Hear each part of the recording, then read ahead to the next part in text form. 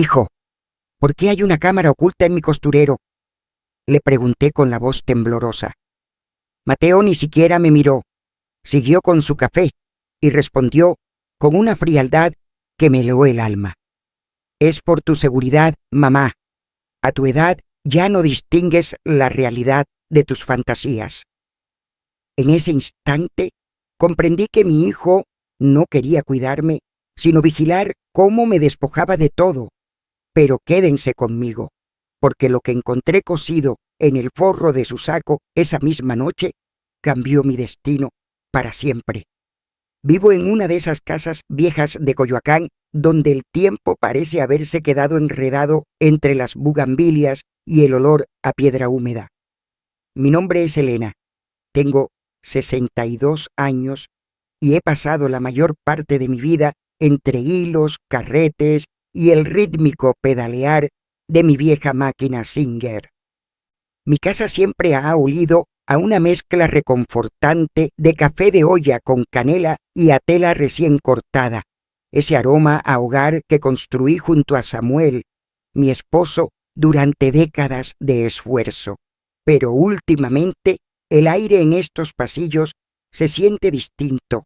Ya no es la calidez de la familia la que llena las habitaciones, sino una humedad fría que cala los huesos, una presencia que bajo la máscara del cariño ha comenzado a asfixiarme.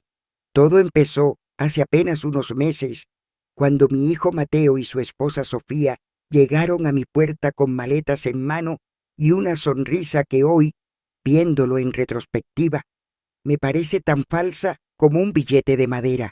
«Mamá, no puedes estar sola con esa vista tan cansada», me dijo Mateo mientras me daba un beso en la frente. Yo, ingenua, sentí que mi corazón se expandía de gratitud. Mis ojos, es cierto, ya no son los de antes.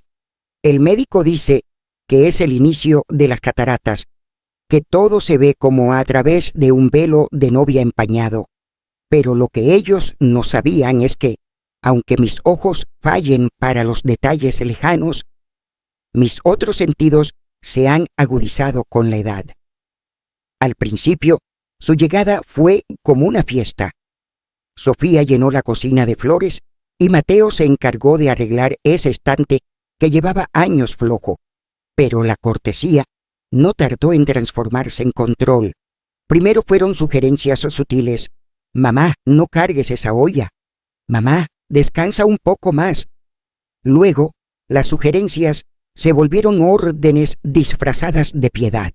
Lo que más me dolió, lo que realmente me hizo sentir que mi propia casa me estaba siendo arrebatada, fue cuando Sofía puso una manta pesada sobre mi máquina de coser Singer. Esa máquina no es solo hierro y madera, es la extensión de mis manos, la que pagó los estudios de Mateo cuando Samuel nos dejó demasiado pronto. «Es por tu bien, Elena», me dijo Sofía con esa voz melosa que esconde espinas. «El esfuerzo de forzar la vista sobre la aguja solo acelerará tu ceguera. Mateo y yo hemos decidido que lo mejor es que ya no la uses». Sentí un nudo en la garganta que no me dejó protestar. Mateo asintió desde el umbral de la puerta, sin entrar, como quien vigila a un prisionero desde la distancia. Desde ese día, mi taller, el cuarto donde fui libre por 40 años, se convirtió en un almacén para sus cajas. Invadieron mi espacio, movieron mis santos de lugar y empezaron a hablar de mí en tercera persona mientras yo estaba presente, como si mi falta de vista también hubiera borrado mi capacidad de escuchar. Caminar por mi propia sala se volvió un campo minado. Sofía cambió los muebles de lugar, alegando que eran estorbos para alguien en mi condición, pero yo sabía que era su forma de marcar territorio, de hacerme sentir extranjera en mi propio suelo. Mateo, mi niño, el que alguna vez corrió por este jardín persiguiendo mariposas, ahora me miraba con una mezcla de lástima e impaciencia. empecé a notar que el amor de un hijo puede empezar a oler a mentira cuando se vuelve demasiado ruidoso, demasiado obvio. Sus cuidados no eran para sanarme, sino para envolverme en una seda de invalidez que me impidiera reaccionar. A veces, por las tardes, me siento en el porche, cerca de mis macetas de barro, y trato de recordar el sonido de la risa de Mateo cuando era pequeño. Pero ese recuerdo es opacado por el ruido de sus llaves cerrando puertas que antes siempre estaban abiertas. Me han quitado el manejo de mis gastos. Dicen que los bancos son muy complicados ahora para una señora mayor y que ellos se encargarán de que no me falte nada. Pero me falta lo más importante, mi dignidad. Me siento como un mueble antiguo que han decidido conservar solo porque todavía no saben dónde venderlo. Me pregunto en qué momento el hijo que amamanté se convirtió en este extraño de gestos calculados. Sofía es la sombra que susurra en su oído, la que le recuerda que esta casa vale una fortuna por su ubicación en el corazón de Coyoacán. Ella no ve la historia de las paredes, solo ve metros cuadrados y plusvalía. Y Mateo, por debilidad o por ambición, ha decidido creer que yo soy un obstáculo para su progreso. Ayer, mientras buscaba un dedal que se me cayó, mis dedos rozaron algo metálico y frío oculto detrás de mi costurero. No era una pieza de mi máquina, era un objeto pequeño, tecnológico, fuera de lugar en mi mundo de hilos y encajes. Al acercarlo a mis ojos cansados, el corazón me dio un vuelco. Era una cámara. Mi propio hijo había puesto un ojo electrónico para vigilar mis pasos, para asegurarse de que mi fantasía no me permitiera descubrir lo que ellos ya daban por hecho. Me sentí desnuda en mi propia intimidad. ¿Desde cuándo mi refugio se había convertido en una prisión vigilada? El olor a café ya no me reconforta. Ahora me produce náuseas, porque sé que es el aroma que usan para disimular la amargura de su traición. Pero se equivocan en algo fundamental. Creen que porque mis ojos ven sombras, mi mente también está en penumbras. No saben que una madre aprende a ver en la oscuridad total cuando se trata de proteger su vida. Creen que me han vencido porque me han quitado las tijeras y el hilo, pero no saben que estoy empezando a tejer una red de la que no podrán escapar. Porque si el amor de un hijo puede oler a mentira, la justicia de una madre huele a pólvora y a determinación, y esta historia, que ellos creen que está llegando a su fin con mi silencio, apenas está comenzando a revelarse. Aquella tarde, el calor de Coyoacán se sentía más denso que de costumbre, como si el aire mismo estuviera cargado de secretos que no quería respirar. Después del hallazgo de la cámara en mi costurero, el corazón no me dejaba de latir con una fuerza que me lastimaba el pecho. Sin embargo, sabía que no podía confrontarlos todavía.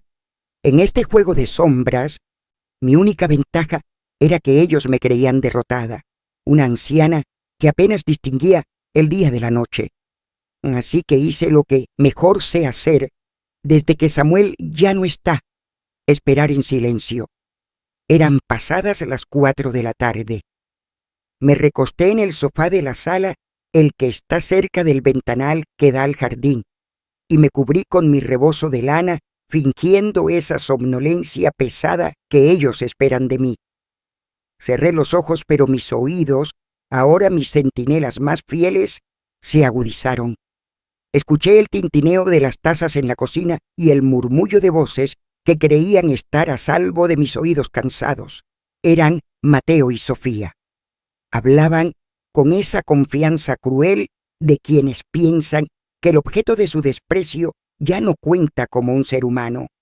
«No podemos esperar más, Mateo», escuché decir a Sofía. Su voz ya no tenía ese tono meloso que usaba frente a mí ahora era afilada como una navaja. El banco no va a aceptar más prórrogas. Si no pagas esa deuda de juego este mes, van a venir por el departamento de la ciudad. Y sabes que eso es lo único que tenemos a nuestro nombre. Me quedé helada. ¿Deudas de juego? Mi Mateo, el niño al que le enseñé que el trabajo honrado era el único camino, estaba apostando nuestro patrimonio en mesas de casino. El silencio de mi hijo fue más doloroso que cualquier confesión. Luego lo escuché suspirar, un sonido cargado de una debilidad que me dio náuseas. Lo sé, Sofía, pero mi madre no va a firmar la venta así como así. A pesar de sus ojos, todavía tiene la cabeza muy firme sobre los hombros. Fue entonces cuando escuché la risa seca de mi nuera, una risa que me hizo querer levantarme y echarla de mi casa en ese mismo instante. Por eso estamos haciendo esto, tonto. Por eso la cámara, por eso el control de sus medicinas. Si logramos que el médico certifique que ya no es apta para tomar sus propias decisiones, la firma será tuya por ley. El asilo Las Rosas ya tiene una vacante. Es un lugar pequeño, barato, lejos del ruido de la ciudad. Allí estará bien, cuidada por extraños, mientras nosotros recuperamos nuestra vida. Cada palabra era un clavo en mi ataúd. Mi propio hijo, la sangre de mi sangre, estaba planeando mi muerte en vida. No querían cuidarme. Querían mi firma, mis escrituras, el esfuerzo de toda la vida de su padre y el mío para pagar errores que yo no cometí. Me mandaban a un asilo, a un rincón de olvido, para no tener que cargar con la culpa de mirarme a la cara mientras vendían mis recuerdos al mejor postor. Sentí una punzada de dolor tan profunda que temí que mi corazón se detuviera ahí mismo, en ese sofá donde tantas veces arrullé a Mateo cuando era un bebé con fiebre. ¿Cómo es posible que el amor se transforme en este veneno? Me pregunté si en algún momento fallé como madre, si fui demasiado blanda o si la ambición de este mundo es tan voraz que devora incluso el vínculo más sagrado. La traición familiar es un tipo de frío que no se quita con ninguna manta. Es un vacío que te hace dudar de tu propia existencia. Antes de seguir contándoles cómo logré contener mis lágrimas para no ser descubierta, quiero hacerles una pregunta de corazón. ¿Han sentido alguna vez que las personas en las que más confiaban, su propia familia, empezaron a verlos como un estorbo o un objeto de interés? Por favor, cuéntenme su experiencia en los comentarios. Leerlos me hace sentir que no estoy sola en esta lucha por mi dignidad. Me quedé allí, inmóvil, mientras ellos seguían trazando el mapa de mi ruina. Sofía hablaba de qué muebles vender y qué cuadros tirar a la basura. Mateo asentía, cada vez más convencido de que mi sacrificio era necesario para su salvación. Lo que ellos no sabían era que esa tarde, bajo mi rebozo, mis manos no estaban temblando de miedo, sino de una rabia vieja y poderosa que empezaba a hervir. Recordé a Samuel. Recordé cómo levantamos esta casa ladrillo a ladrillo, las noches de desvelo, cosiendo uniformes para que a Mateo nunca le faltara nada, y entendí que si ellos habían decidido que yo era una sombra, entonces me convertiría en la sombra más peligrosa que jamás hubieran imaginado. El dolor de la traición seguía ahí, quemando, pero sobre las cenizas de mi tristeza estaba naciendo una determinación de hierro. Escuché cómo se alejaban hacia el jardín, riendo ahora, planeando el viaje que harían con el dinero sobrante. Me levanté despacio, con cuidado de no hacer ruido, y miré mis manos. Estaban arrugadas, sí, pero aún eran fuertes. Mis ojos veían borroso, pero mi juicio nunca había sido tan claro. Mateo pensaba que yo era una anciana indefensa que se perdería en el olvido de un asilo, pero se le olvidaba que yo fui su maestra antes de que el mundo lo corrompiera. Fui hacia mi cuarto de costura, el que ahora servía de bodega para sus ambiciones. Toqué la manta que cubría mi zinc. Debajo de ese metal frío residía mi libertad. Si ellos querían una guerra de silencios y estrategias, la tendrían. No iba a gritar, no iba a llorar frente a ellos, porque los depredadores se alimentan del miedo. Iba a usar su propia arrogancia en su contra. Creen que el banco es su única preocupación, pero pronto descubrirán que no hay juez más implacable que una madre que ha descubierto que su hijo ha perdido el alma. Esa noche, mientras las sombras de Coyoacán se alargaban, empecé a idear el plan. No iba a permitir que me enterraran antes de tiempo. La vieja Elena, que ellos conocían, estaba a punto de enseñarles que los hilos del destino, cuando los maneja una costurera experta, pueden convertirse en la soga que detenga sus mentiras. El silencio en mi casa de Coyoacán se volvió mi aliado más fiel, pero también mi máscara más pesada. Después de escuchar a Mateo y Sofía planear mi encierro en ese asilo, cada vez que sus ojos se posaban en mí, sentía un escalofrío que recorría mi espalda, pero me obligaba a mantener el rostro lánguido, la mirada perdida en ese velo gris que mis cataratas habían dibujado. Ellos me miraban y solo veían una propiedad que vender, un estorbo con latidos. Yo los miraba a ellos y veía a dos extraños devorados por la codicia, pero no iba a quedarme de brazos cruzados esperando a que el verdugo terminara de afilar el hacha.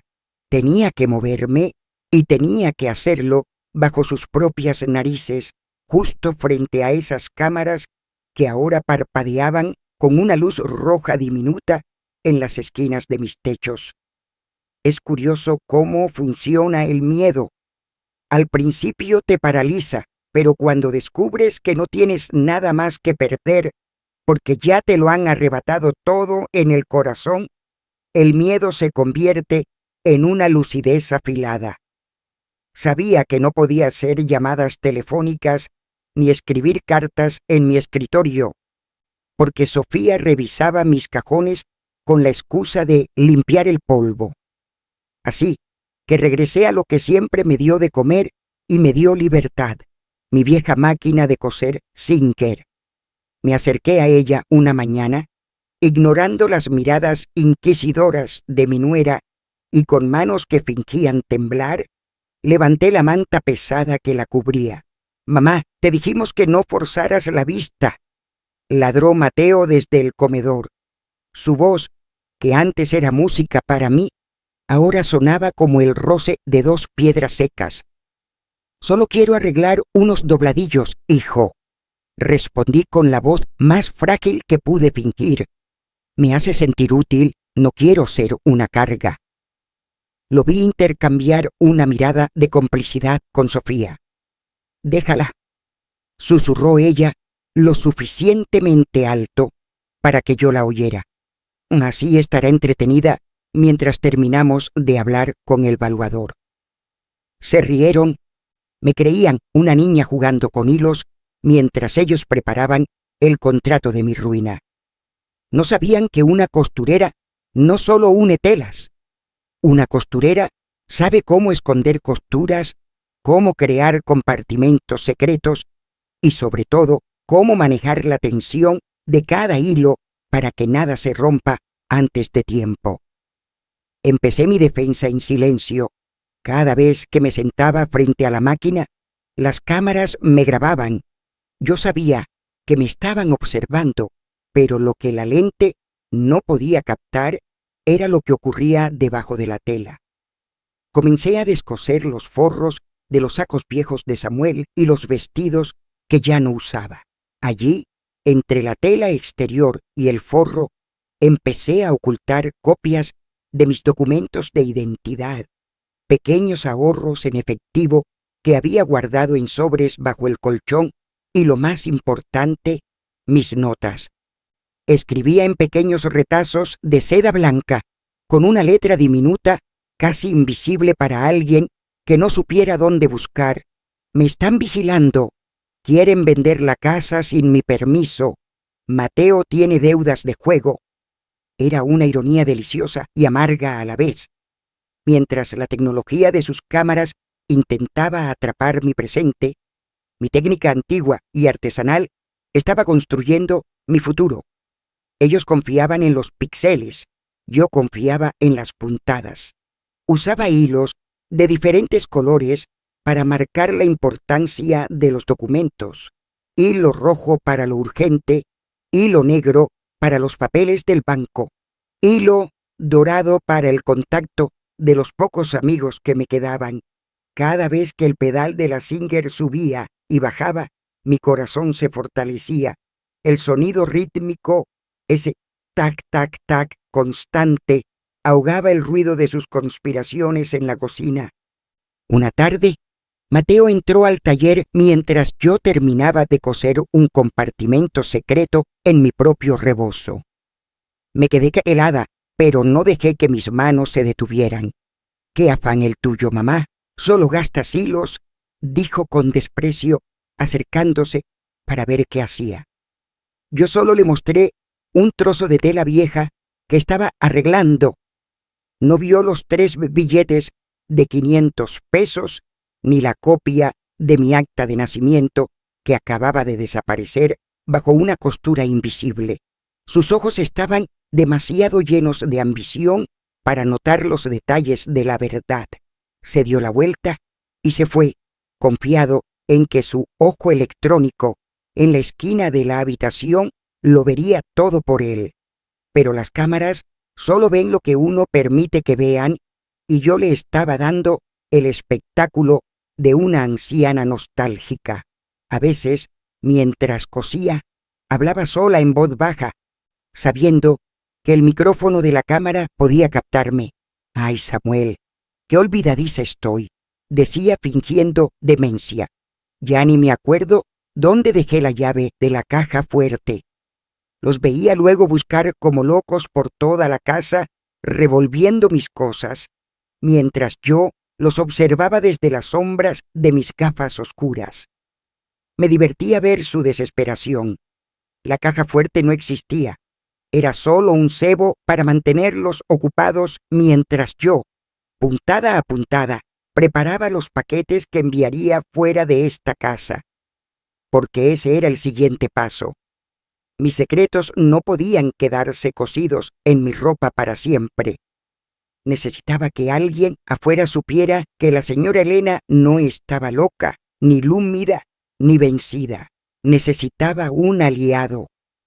Alguien que recordara a la mujer que alguna vez fue la maestra más respetada de la colonia, no a la vieja que Mateo quería desechar. Mientras pasaba el hilo por el ojo de la aguja, una tarea que me tomaba minutos debido a mi vista, pero que lograba con una paciencia infinita, visualicé el rostro de mi Salvador. Es agotador vivir así, fingiendo que tu propio hijo es tu enemigo, pero es más agotador dejar que te roben la vida sin pelear. Cada noche, antes de dormir, revisaba mis costuras. El tacto de los papeles, ocultos bajo la tela, me daba una seguridad que ninguna cerradura podía ofrecerme. Mateo y Sofía pensaban que me tenían atrapada en una red de vigilancia, pero se les olvidó un detalle fundamental. Yo soy la que sabe coser, y en esta red que estamos tejiendo los 3, soy yo quien tiene la aguja y quien sabe exactamente dónde dar la puntada final para que todo su mundo se desmorone. Mis manos, marcadas por los años y el trabajo, seguían moviéndose con una gracia que la cámara no podía entender. Cada secreto guardado era una pequeña victoria contra su arrogancia. Ellos veían una vieja en un cuarto lleno de cajas. Yo veía a una mujer armando su armadura de seda y papel. Estaba lista para el siguiente movimiento. El tablero estaba puesto, las cámaras encendidas y mis hilos listos para ser tensados. Solo faltaba que el mundo exterior escuchara el grito silencioso que yo estaba cosiendo en cada dobladillo. Porque la justicia, cuando se trabaja con paciencia de costurera, siempre termina por ajustar a cada quien a su verdadera medida. El domingo por la mañana, el cielo de Coyoacán se tiñó de un azul tan limpio que casi lograba hacerme olvidar la suciedad que habitaba en mi propia sala. Me puse mi mejor vestido de lino, aquel con los dobladillos que yo misma había reforzado días atrás, y me coloqué el rebozo donde descansaban, ocultos en una costura invisible, los mensajes que necesitaba entregar. Mateo me miró desde el sofá, evaluando mi aspecto con esa sospecha constante que se ha vuelto su sombra. «¿Vas a la iglesia, verdad, mamá?», preguntó sin levantarse. «Sí, hijo. Necesito pedirle a la Virgen por mi vista y por ti», respondí con una voz que destilaba una dulzura que me amargaba la lengua. Él asintió con una sonrisa de suficiencia, creyendo que mi refugio en la fe era solo otra señal de mi rendición. «Sofía te acompañará», sentenció. «No queremos que te pierdas o que algún extraño se aproveche de tu confusión». Sentí un escalofrío. Sofía, mi carcelera personal, no pensaba dejarme ni un segundo a solas, pero yo ya lo había previsto. Una costurera sabe que para que una prenda quede perfecta, a veces hay que trabajar con telas difíciles. Caminamos por las calles empedradas hacia la parroquia de San Juan Bautista. El sonido de mis pasos y el de los tacones de Sofía creaban un ritmo tenso sobre el suelo. Al entrar al templo, el olor a incienso y cera vieja me envolvió, dándome una paz que necesitaba desesperadamente. Nos sentamos en una de las bancas de madera crujiente a la mitad de la nave central. Sofía se mantenía erguida, vigilando mis manos, pero mi mirada, protegida por las gafas oscuras, buscaba otra cosa. Cerca del altar de San Judas Tadeo, vi la figura canosa y firme de Ricardo. Ricardo había sido el mejor amigo de Samuel y el abogado que llevó todos nuestros asuntos durante años. Mateo lo había apartado de mi vida meses atrás, diciendo que el pobre Ricardo ya estaba chocheando, pero yo sabía que era porque Ricardo conocía cada centavo que Samuel me había dejado y no se dejaría engañar por los juegos de mi hijo. Nuestros ojos se encontraron por un breve segundo. Él se arrodilló para rezar justo al final de la misa, posicionándose estratégicamente cerca de la salida. «Me siento un poco sofocada, Sofía», le susurré al oído cuando la congregación empezó a dispersarse. «Necesito ir al mercado por un poco de aire y comprar unas limas para el té». Sofía frunció el ceño, impaciente. «Mateo dijo que regresáramos pronto, Elena». Yo puse mi mano temblorosa sobre su brazo. «Por favor, hija, es lo único que me hace sentir viva. Caminar entre los puestos». Ella cedió con un suspiro de fastidio, pensando que el mercado era un lugar seguro donde yo no podría hacer más que gastar unos pesos en fruta. El mercado de Coyoacán es un laberinto de colores, gritos de mercaderes y pasillos estrechos. Es el lugar perfecto para desaparecer si sabes cómo moverte entre las sombras. Caminamos hacia el puesto de Don Chucho, donde las pirámides de naranjas y limas servían de escudo visual. Ricardo caminaba a unos metros detrás, fingiendo interés en las artesanías. La tensión me quemaba la piel. Sofía se detuvo un momento a revisar su teléfono celular, distraída por un mensaje, y ese fue mi momento. Me acerqué a un puesto de rebozos y telas, fingiendo comparar la calidad de un hilo. Ricardo se colocó a mi lado. «Elena», susurró con voz ronca. «No tenemos mucho tiempo», respondí sin mirarlo.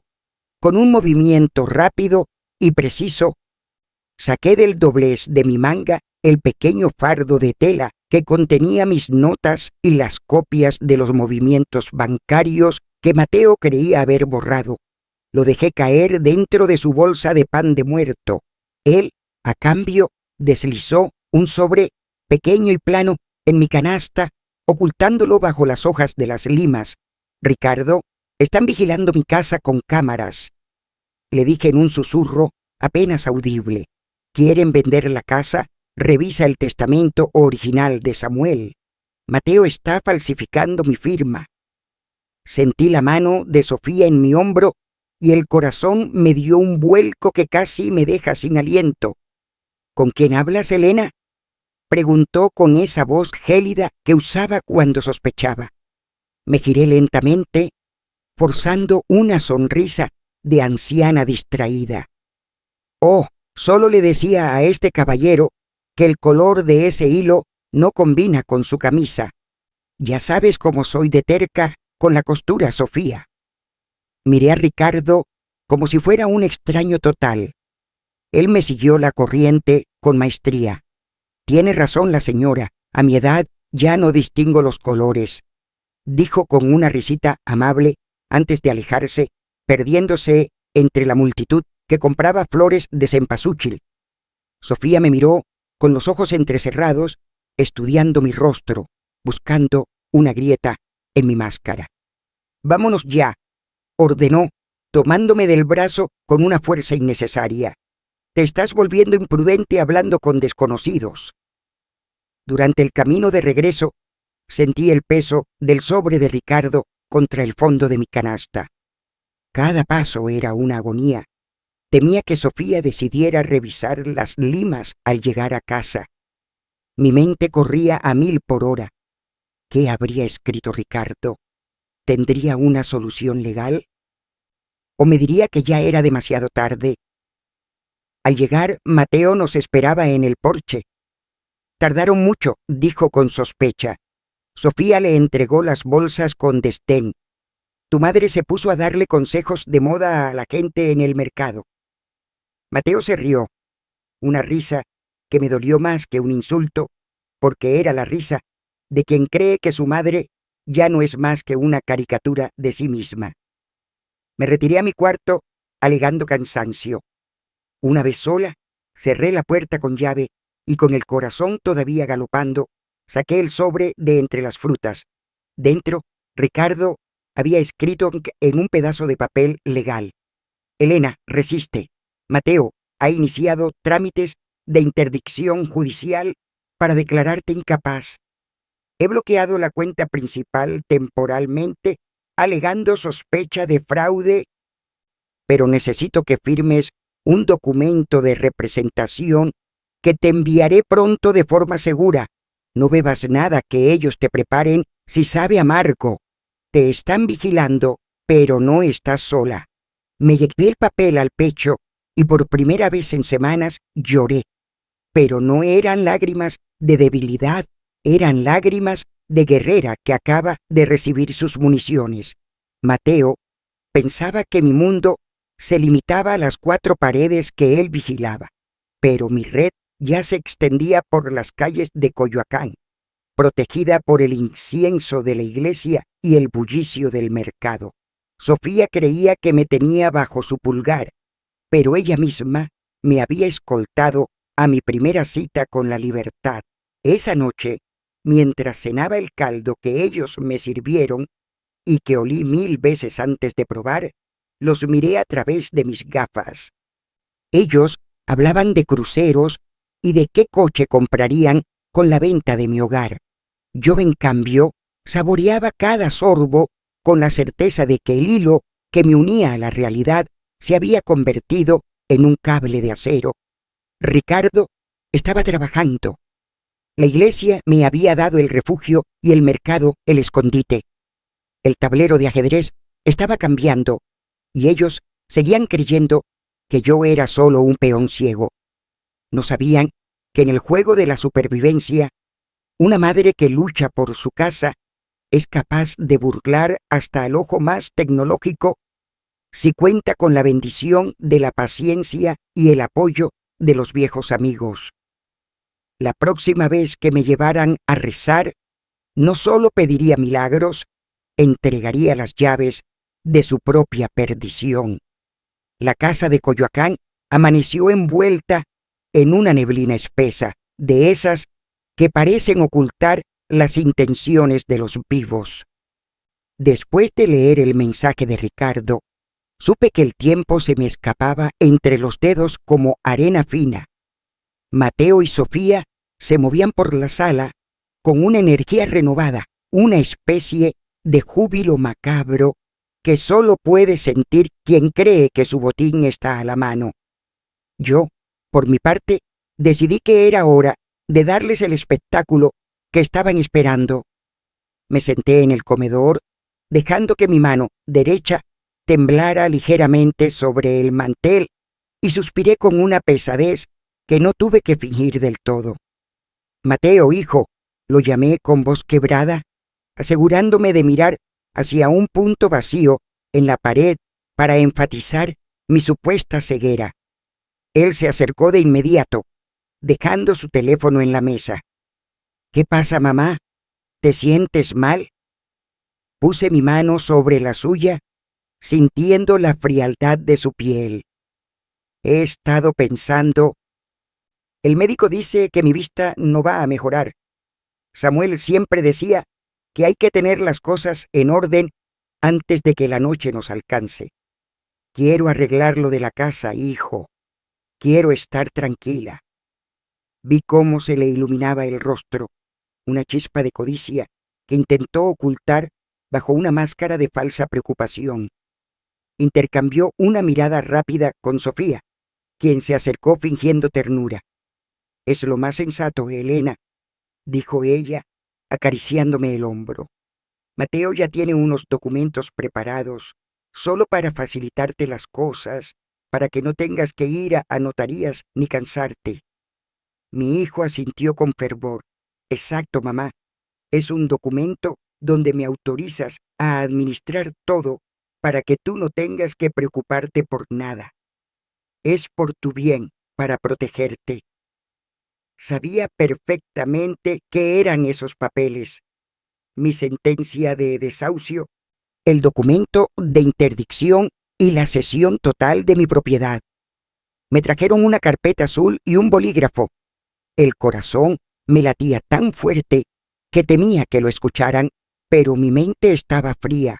Recordé las palabras de Ricardo y el truco que Samuel me había enseñado años atrás, cuando bromeábamos sobre qué pasaría si algún día nos obligaran a firmar algo bajo presión. «Una firma sin alma no tiene valor, Elena», me decía él. Y esa tarde yo estaba a punto de entregarles un trazo vacío. Mateo puso el papel frente a mí y guió mi mano con la suya. «Aquí, mamá, firma sobre la línea». Sofía observaba desde la esquina, casi sin respirar, con los ojos clavados en la punta del bolígrafo. Yo cerré los ojos un momento, pidiéndole perdón a Samuel en silencio, y luego deslicé el trazo, pero no firmé como Elena Valadez.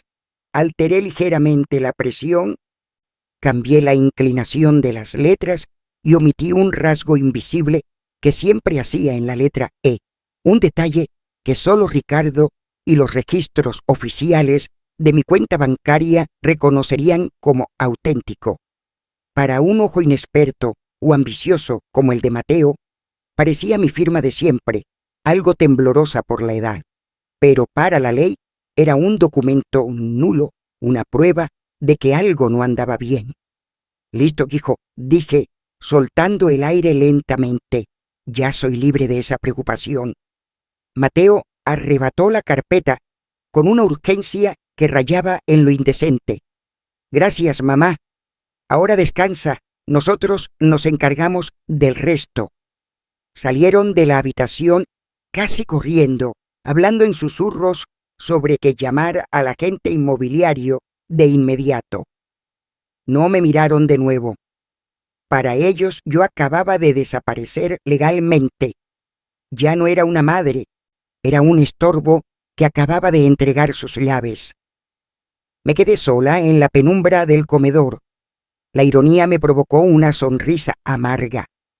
Creen que me han vencido porque tienen un pedazo de papel, pero se les olvida que el papel solo tiene el poder que la verdad le otorga. Lo que ellos tienen es una mentira garabateada, un cascarón vacío que usaré para atraerlos hacia su propia perdición. Han subestimado la astucia de una mujer que ha pasado 40 años midiendo cada milímetro de una costura. Si creen que pueden robarme mi hogar con un truco tan burdo, es que nunca me conocieron realmente. Mientras los escuchaba celebrar en la cocina con una botella de vino, abriendo y cerrando cajones como si ya fueran los dueños de mi historia, sentí que la justicia empezaba a tejerse. Mi firma estaba ahí, en ese papel, pero mi alma se había quedado conmigo más firme y decidida que nunca.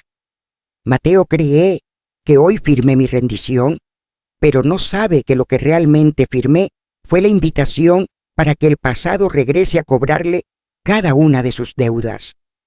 Una firma sin alma no es nada, y mi alma, por mucho que intenten apagarla, sigue ardiendo con la fuerza de quien no tiene miedo a la oscuridad. El sonido de sus risas era el fondo perfecto para mi siguiente paso. Necesitaba que Ricardo supiera que el cebo ya había sido mordido. Cada vez que el reloj de la sala marcaba un segundo, yo sentía que recuperaba un trozo de mi casa. Mateo y Sofía están tan cegados por el brillo de las monedas que no ven el abismo que acaban de abrir bajo sus pies. Esta casa no se vende, esta casa se defiende. Y la batalla por cada ladrillo y cada recuerdo acaba de entrar en su fase final. Mañana, cuando lleven ese papel al banco o a la notaría, comenzará el derrumbe de su castillo de naipes, y yo estaré aquí, sentada en mi silla de mimbre, viendo cómo la verdad los alcanza. Porque si algo aprendí de Samuel, es que la honestidad es un camino largo, pero la mentira es un callejón sin salida que siempre termina frente a la justicia de una madre que ya no tiene nada que ocultar. Noviembre y llegó a Coyoacán con su manto de flores de cempasúchil y ese aroma místico que mezcla el incienso con el pan de muerto recién horneado. Las calles se llenaron de altares y el aire parecía vibrar con la visita de los que ya se fueron. En mi casa, la atmósfera era de una dualidad aterradora. Mateo y Sofía desbordaban una alegría ruidosa, casi vulgar, planeando la mudanza y calculando el dinero que recibirían por la venta de mi hogar. Yo, en cambio, me movía entre las sombras de la sala, preparando el altar para Samuel con una devoción que ellos confundían con la nostalgia de una anciana que se apaga. «Déjala que ponga sus flores, Mateo», escuché decir a Sofía con desdén. «Es el último año que lo hará en esta casa, que se despida de sus muertos mientras nosotros preparamos nuestra nueva vida». Mateo se rió y siguió revisando los catálogos de autos nuevos en su computadora. No sabían que el altar de este año no era solo una ofrenda, era un tribunal. Para nosotros, los mexicanos, el Día de Muertos es el momento en que el velo entre los mundos se adelgaza y la verdad no puede ocultarse. Samuel siempre fue un hombre de justicia y sentía que su espíritu me acompañaba en cada paso que daba hacia mi libertad. Con mis manos temblorosas, pero guiadas por un propósito firme, comencé a colocar los elementos del altar. Puse el mantel blanco, las velas que iluminan el camino de las almas y los niveles que representan la tierra y el cielo. Pero lo más importante estaba oculto entre mis ropas. Mientras fingía acomodar el retrato de Samuel, deslicé bajo el marco de plata las pruebas reales que había recolectado, las notas de Ricardo, los registros de las deudas de juego de Mateo, que mi abogado había logrado conseguir, y la copia del documento de donación a la iglesia que ya estaba en proceso. Los puse justo ahí, bajo la mirada serena de mi esposo, confiándole la custodia de mi verdad. Samuel, mira lo que han hecho con nuestro hijo, susurré mientras encendía una vara de copal. El humo denso empezó a llenar la habitación, creando figuras caprichosas que parecían advertencias. Sentí que el juicio de los muertos ya estaba comenzando. En la cocina, los vivos celebraban su traición con vino y risas. Aquí, en el altar, el silencio juzgaba sus pecados. Es una ironía que ellos crean tener el control por un papel firmado con una rúbrica falsa, cuando la verdadera autoridad reside en la memoria y en el honor de los que nos precedieron. La luz de las velas bañaba el retrato de Samuel y por un momento sus ojos parecieron brillar con una advertencia. Mateo entró en la sala caminando con esa arrogancia que le da la ignorancia. «Mamá, ya apaga esas velas, el olor a incienso me marea», dijo sin siquiera mirar el altar. Yo no respondí, solo lo miré a través de mi velo de sombras, sintiendo una lástima profunda. Él veía flores muertas y cera, yo veía el peso de su propia ruina acercándose. Si él supiera que justo debajo de esa foto que desprecia está el cable que hará estallar su castillo de naipes, no estaría tan tranquilo. El Día de Muertos es para recordar, pero también para rendir cuentas. Mientras Sofía hablaba por teléfono sobre los muebles que pensaba tirar a la calle, yo acomodaba el pan de muerto y la sal, elementos de purificación. Cada pétalo de cempasúchil que esparcía por el suelo era un recordatorio de que la belleza de la vida no puede construirse sobre la miseria de una madre.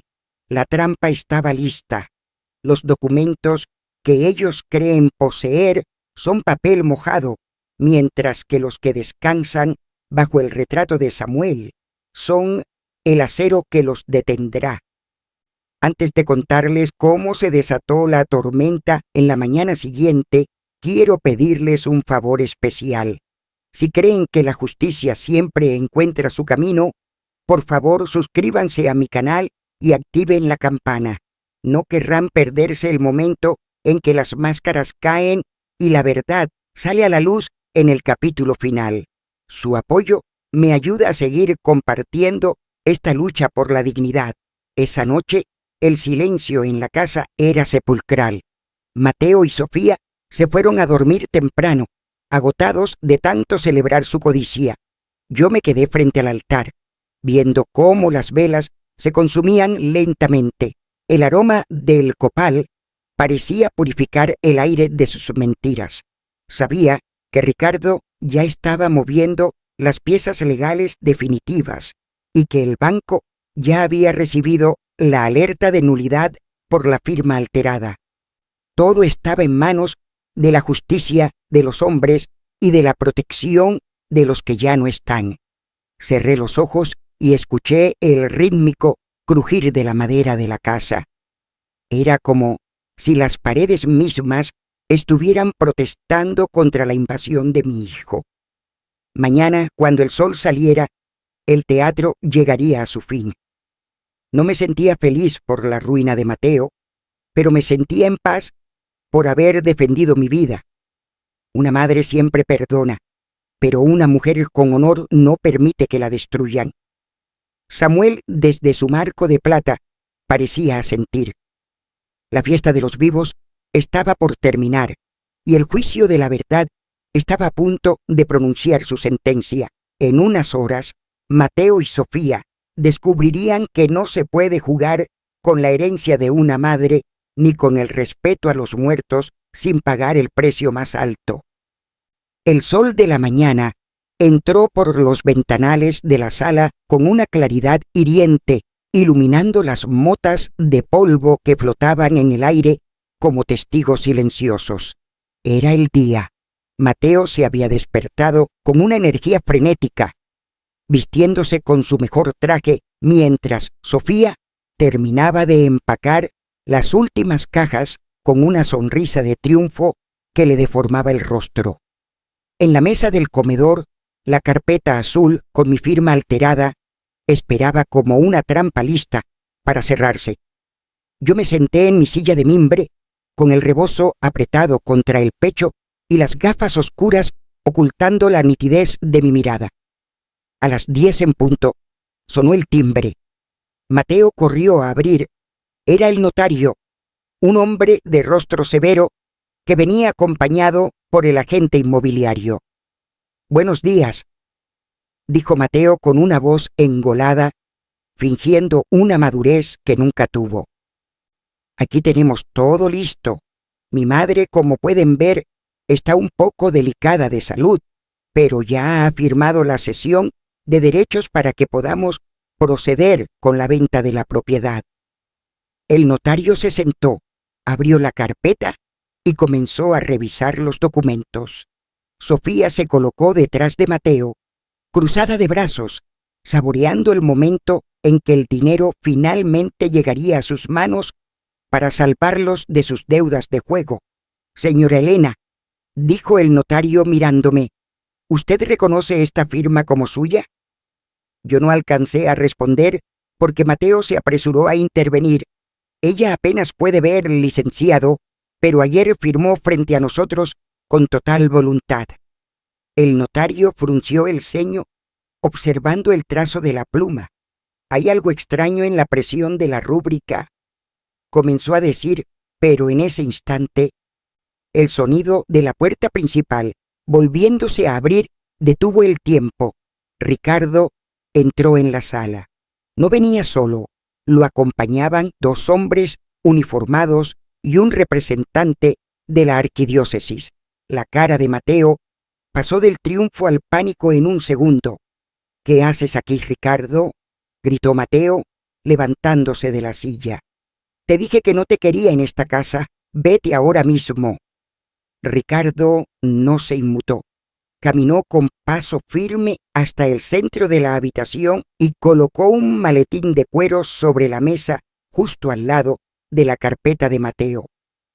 «Vengo en representación de la señora Elena Valadez», dijo Ricardo con una voz que resonó como un trueno, «y vengo a informarles que esta venta es nula de toda nulidad». Sofía soltó una carcajada nerviosa. «Estás loco, viejo. Ella ya firmó los papeles de Mateo ayer. Aquí están». Ricardo miró el documento con desprecio. «Lo que tienen ahí es un papel sin valor. Elena nunca firmó una cesión de derechos.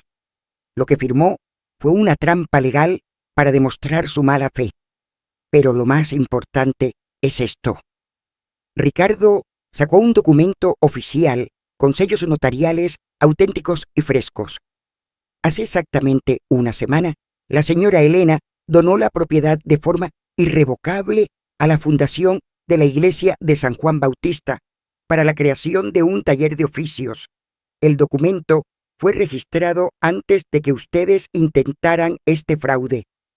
El silencio que siguió fue absoluto. El agente inmobiliario se levantó de inmediato, dándose cuenta de que estaba en medio de un delito. Mateo miraba el papel de Ricardo como si fuera un fantasma.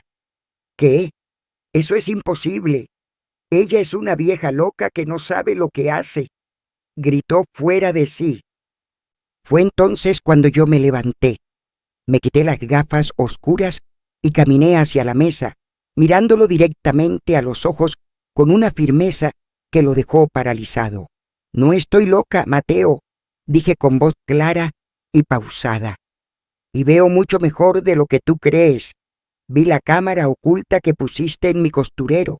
Escuché cada una de tus conversaciones en la cocina planeando mandarme a un asilo para pagar tus apuestas. Y vi cómo Sofía te empujaba a robarle a la mujer que te dio la vida». Sofía intentó gritarme, pero uno de los oficiales le pidió que guardara silencio. Mateo empezó a balbucear. Sus manos temblaban de forma violenta. «Mamá, fue por nosotros, para salir adelante». «No, Mateo, fue por tu codicia», lo interrumpí. «Ustedes pensaron que mi vejez era una debilidad, pero mi vejez es mi sabiduría. Pensaron que podían borrarme de mi propia casa, pero esta casa tiene memoria.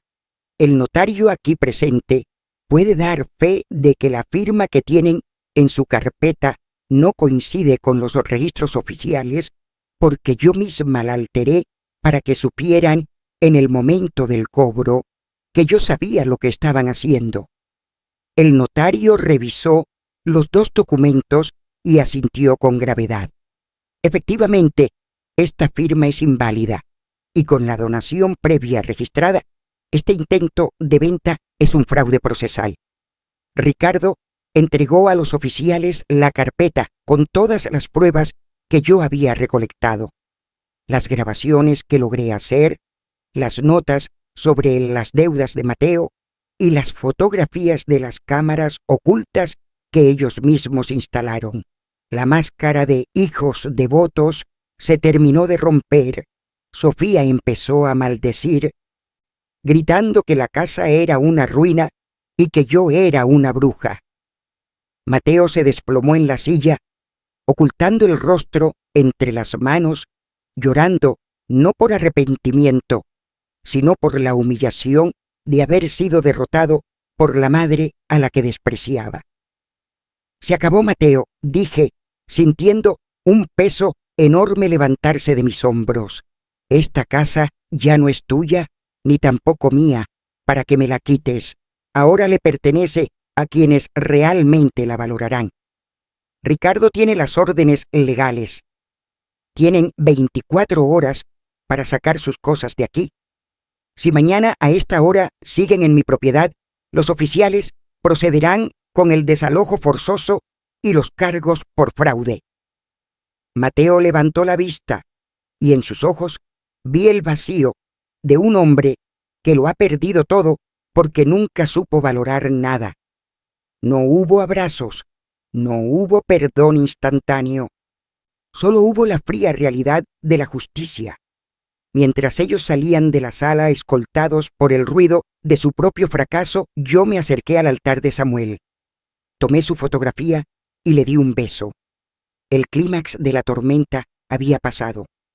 La verdad, como el sol de Coyoacán, había quemado las mentiras y ahora, por fin, el aire volvía a oler a chocolate y paz. Mi hijo me creía ciega, pero hoy fui yo quien le mostró a él la oscuridad de su propio corazón.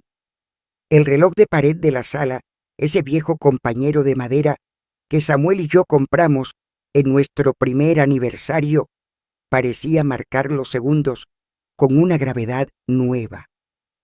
Las 24 horas que les concedí para abandonar mi casa comenzaron a correr bajo un silencio espeso, un silencio que pesaba mucho más que cualquier grito o reproche que hubiera podido lanzarles. Mateo y Sofía se movían por las habitaciones como espectros derrotados, arrastrando maletas y cajas, mientras yo me sentaba en mi silla de mimbre en el pasillo, simplemente observando. Es extraño cómo cambia la percepción de las cosas cuando la verdad sale a la luz. Durante meses, ellos me hicieron creer que mi vista cansada era el fin de mi autonomía, que el mundo se estaba borrando para mí. Pero ahora, mientras los veía meter su ropa y sus pertenencias en bolsas de plástico, sentía que mi visión nunca había sido tan nítida. No hablo solo de mis ojos, sino de esa operación del alma que ocurre cuando dejas de ver lo que quieres ver y empiezas a ver lo que realmente tienes frente a ti. Mateo, mi propio hijo, ya no era ese niño indefenso que necesitaba mi protección. Era un hombre que había permitido que la codicia le carcomiera el juicio. Y Sofía, con sus movimientos bruscos y su rostro endurecido por el rencor, no era más que una extraña que había intentado saquear un templo ajeno. No hubo drama, no hubo súplicas de perdón, y eso fue lo que más me dolió. Mateo evitaba mi mirada a toda costa. Entraba y salía del taller de costura llevándose sus cosas sin decir una palabra, como si el sonido de mi voz fuera un látigo que no podía soportar. Yo lo miraba y sentía una decepción tan profunda que se volvía física, un nudo en el estómago que me recordaba que la traición de un hijo no se cura con un documento legal, pero se sobrelleva con la dignidad de quien sabe que hizo lo correcto.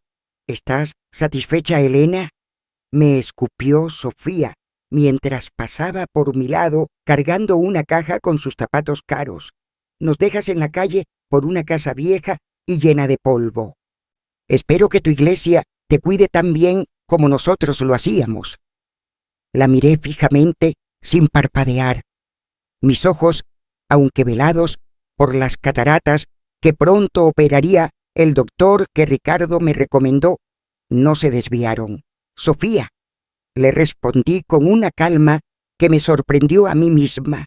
Esta casa no está llena de polvo, está llena de recuerdos que tú intentaste vender como si fueran basura, y no los dejo en la calle. Ustedes se pusieron ahí el día que decidieron que mi vida valía menos que sus apuestas. Váyanse en paz, si es que pueden. Ella no respondió. Se fue al dormitorio principal y cerró la puerta con un estruendo que hizo vibrar mis santos en el altar. Mateo se quedó en el pasillo, frente a mí, con una maleta pequeña en la mano. Por un momento vi un destello del niño que fue, un segundo de duda en sus ojos hundidos. Parecía querer decir algo, quizás un lo siento, quizás una excusa más, pero el peso del silencio entre nosotros era demasiado grande. Yo no le facilité el camino. No iba a ser yo quien rompiera ese muro de hielo. Esta vez, él tenía que enfrentar las consecuencias de sus actos sin el refugio de mis brazos. Durante la noche, el sonido de la cinta adhesiva cerrando cajas y el roce de las maletas contra el piso de madera fueron la banda sonora de mi vigilia. No pude dormir, pero no por miedo, sino por esa sensación de limpieza que queda después de una tormenta. Me levanté y fui a la cocina a prepararme un té de limas. Ya no tenía que oler el agua con sospecha, ya no tenía que fingir que no veía las sombras en las esquinas. Me senté a la mesa y por primera vez en mucho tiempo disfruté de la penumbra de mi propia cocina.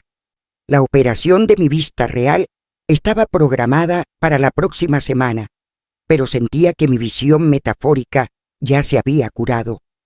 Ahora veía a Mateo tal como era, un hombre débil que había perdido el rumbo, y me veía a mí misma, una mujer que a pesar de sus años y sus achaques, seguía siendo la dueña de su destino.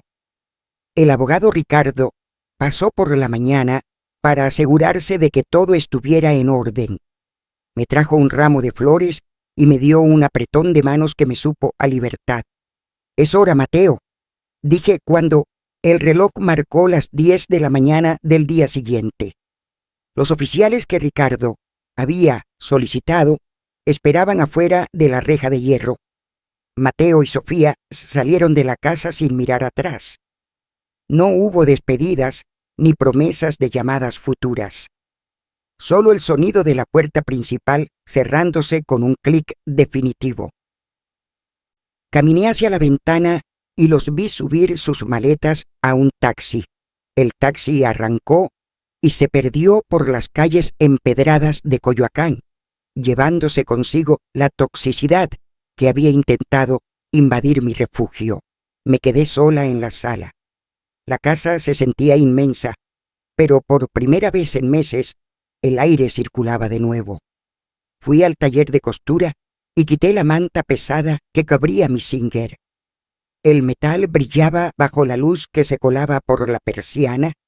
Me senté frente a ella y pasé la mano por su superficie fría. Ya no tenía que esconder notas en los forros. Ya no tenía que coser en secreto. Mi máquina y yo volvíamos a ser una sola voluntad. La decepción seguía ahí, un eco sordo en mi pecho por el hijo que se marchó. Pero la claridad de mi conciencia era un bálsamo poderoso. Había recuperado mi casa, pero sobre todo, había recuperado mi derecho a ser respetada. Mientras el sol de mediodía calentaba las paredes de piedra, supe que el peso del silencio de estas 24 horas había sido el precio de mi nueva vida. Las cataratas de mis ojos se irían pronto con la cirugía, pero las vendas de mi corazón ya habían caído para siempre. Ahora, el único camino que me quedaba era hacia adelante, hacia una casa que ya no sería solo un museo de recuerdos, sino un lugar vivo con un propósito que Mateo nunca pudo entender. La vieja Elena ya no existía. En su lugar quedaba una mujer que aprendió a ver en la oscuridad más profunda y que ahora se disponía a recibir la luz de su propio renacimiento. La casa de Coyoacán ya no guarda ecos de traiciones ni susurros de avaricia. Tras la partida de Mateo y Sofía, el aire que circula por los pasillos se siente renovado, como si las mismas paredes de piedra hubieran exhalado un largo suspiro de alivio contenido durante meses. Durante las primeras semanas de mi soledad recuperada, disfruté del silencio, un silencio que ya no era de tristeza o aislamiento, sino de una paz profunda y luminosa. Me sometí a la cirugía de cataratas que Ricardo me organizó y, cuando el doctor retiró las vendas de mis ojos, el mundo estalló en colores y nitidez. Volví a ver el verde intenso de las bugambilias, el rojo terroso de mis macetas y, sobre todo, volví a ver mi propia mirada en el espejo, una mirada firme que ya no se ocultaba tras gafas oscuras. Pero una casa tan grande, salvada con tanto esfuerzo, no podía quedarse como un simple santuario de mis recuerdos con Samuel. Una mañana, mientras me sentaba frente a mi Singer, entendí que mi propósito no había terminado con la expulsión de quienes intentaron anularme. La dignidad no es solo defender lo propio, sino transformarlo en algo que florezca para otros. Así fue como, de la mano del padre Ignacio y con la asesoría legal de mi fiel amigo Ricardo, abrí las pesadas puertas de madera de mi hogar para que entraran las nuevas voces. Lo que alguna vez fue el salón donde mi hijo planeaba mi encierro, hoy es un taller vibrante y lleno de vida.